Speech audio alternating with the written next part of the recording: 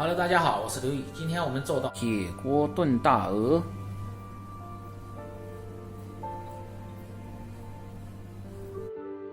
香料简单准备一点就行，八角、桂皮、香叶和白芷，再准备点干辣椒。香料提前用开水浸泡一下，让其更出味道，而且又很干净。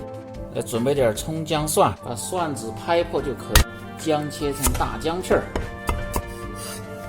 葱切成葱段，今天这个鹅是10斤左右，然后凤凰酱50克，放入香旗酱20克，放入黄豆酱20克，放入柱侯酱10克，海鲜酱10克，生抽50克，一品鲜酱油40克，放入料酒60克，然后把料汁搅拌均匀备用。好，准备好。开始操作，起锅烧水，放入鹅肉，放入去腥的料酒，鹅肉冷水下锅，慢慢的焯出血沫，打去鹅肉上面的糊沫，把这血沫一定要打干净。先把香料控水，关火，关小点，然后捞出。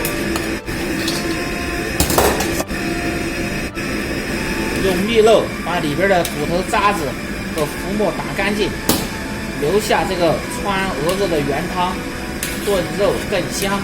鹅肉冲洗干净，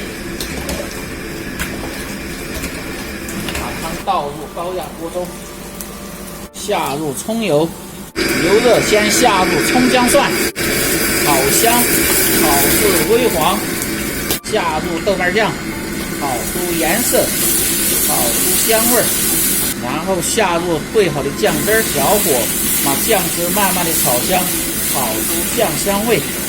酱汁稍微浓稠的时候，下入香料，继续煸炒，继续炒香，放入少许的花椒粒儿。油酱分离的时候，下入鹅块翻炒，把鹅块炒香。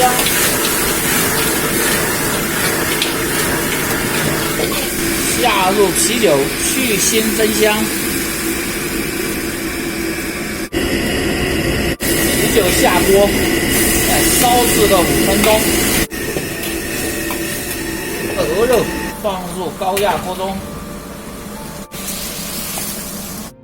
放入盐15克，胡椒粉5克，白糖5克，压上，上气儿，开中火。压10分钟，再关火焖10分钟。炖鹅肉就炖好了。土豆提前煮熟，放入煮熟的鹅块，浇上适量的汤汁儿。